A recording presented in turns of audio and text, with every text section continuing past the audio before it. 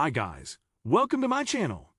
So before we get started, make sure to hit that like button, also subscribe to my channel. In this video, we will talk about 10 mindset shifts that change your life. So make sure to watch the full video. 1. You cannot become the person you want to be when you are focused on the behavior of another person. Why did they do that say that? I wonder what they meant by that. Why did they use that tone with me? They must be upset, angry, sad with me, etc. What do they think of me? What are they thinking about the situation?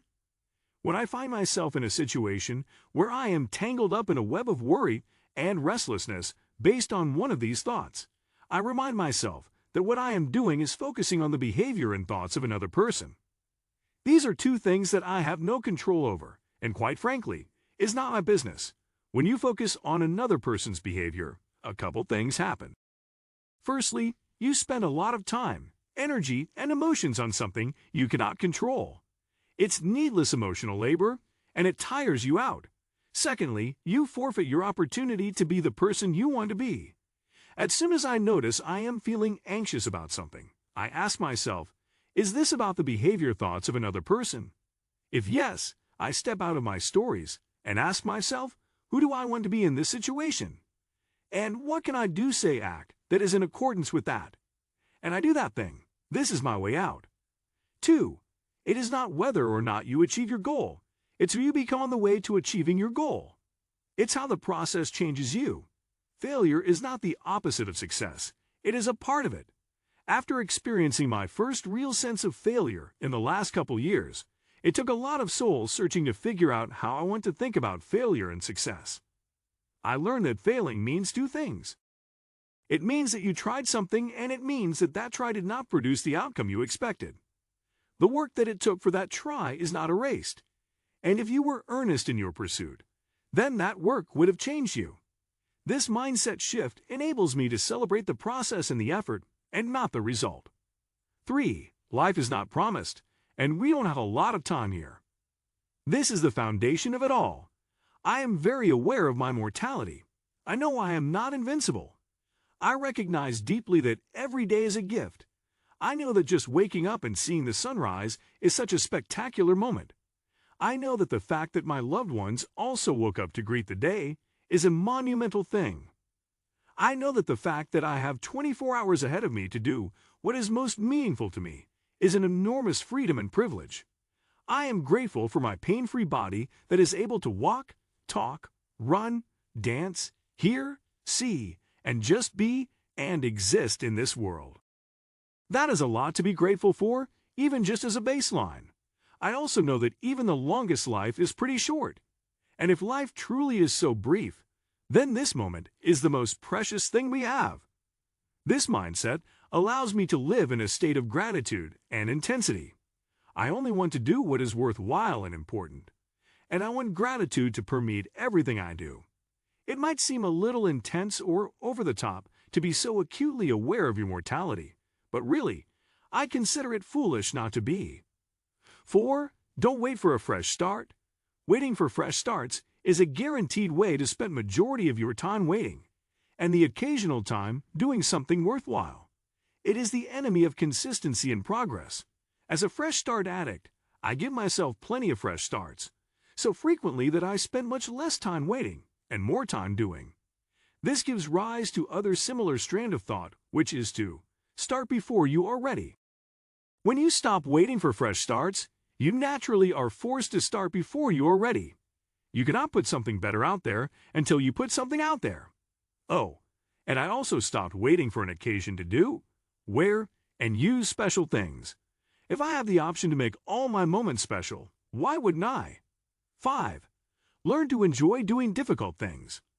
I love how Robin Sharma refers to doing hard things as bravery training. It's something I remind myself of a lot. Every time I do something that is a little bit out of my comfort zone, I grow exponentially, not only in skill, but also in confidence and courage. I am never afraid of being bad at something.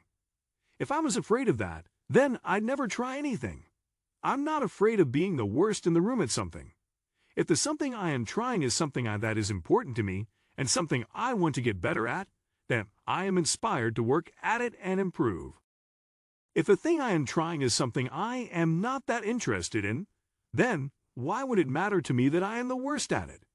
Adopting the mindset shift made me start finding joy and value in the things that prior to this I would have found unpleasant and hard. 6. I am not inferior or superior to anyone. All these labels, good and bad, better and worse, superior and inferior, are all man-made and keep us caught in our ego stories. We can never truly connect to humanity as a whole when we see some people as good, some as bad, some as worthy, some as unworthy, including ourselves. We all enter the world in the same way, and we all exit in the same way. It is true that we all have varying degrees of external abilities. What one person can do, I may not be able to do, and what I can do, someone else may not be able to do. But I believe that we all have the same internal potential. What we do with that matters, and what people do with that so often depends on their circumstances and conditioning. Everyone is at different stages of their evolution. Everyone flows through different stages of awareness and self-awareness. There is not superior or inferior, just different levels of external capabilities. There's no good or bad, just different levels of consciousness. 7. No matter what happens, I have the power to make it into something beautiful. I'm going to make everything around me beautiful, and that will be my life.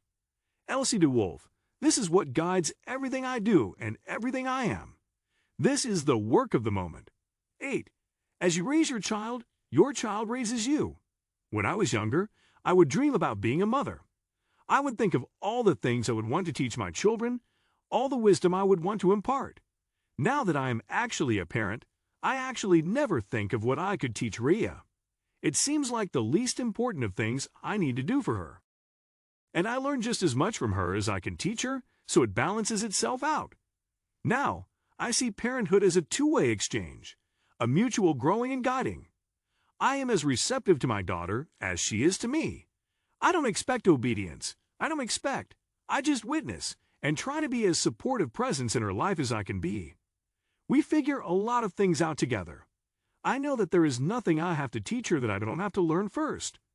I also know that no matter her age or her experience, she brings value to my life. I take her seriously right now, and too. I don't need to wait till she's an adult before I start respecting her. And I certainly don't need to wait till she is obedient or lives life according to my expectations for me to respect and honor her. I know that to raise a human being to their full potential, you must raise yourself to your full potential.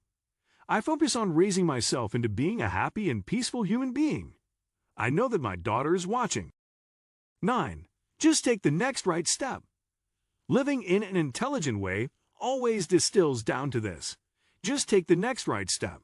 And if you don't know what's right, just take a conscious step. 10. Take simple ideas seriously. We're always searching for a novel concept that we haven't heard before. We think that if we haven't heard about it, then it must be the solution we've been looking for. But the reality is that we probably already know the answers. We probably already know all the advice and wisdom. It won't be new to us. But knowing something is different to practicing it. Often, the advice or solutions are so simple, but rarely put into practice, so they never end up actually moving you forward. We all have heard of the benefits of daily meditation. It usually tops most of the self-help lists on how to change your life. This is not new information, but do we practice it? Meditating every day is a very simple idea. So simple, it requires absolutely nothing. No equipment, no tutorials, nothing. You just sit and be. But we don't take it seriously. We look for more complex ideas, concepts, practices, but even if we found it, we probably wouldn't take that seriously either. This mindset shift reminds me that the solutions are simple, and it's my job to take those simple ideas seriously. Other simple things: daily exercise, warm honey water in the morning, no devices before bed, reading for 30 minutes every day. So simple, so rarely implemented. What do you think of our video? Let me know in the comment section below. If you enjoyed this video, make sure to hit that like button. Also subscribe to our channel before you go. Thank you for watching.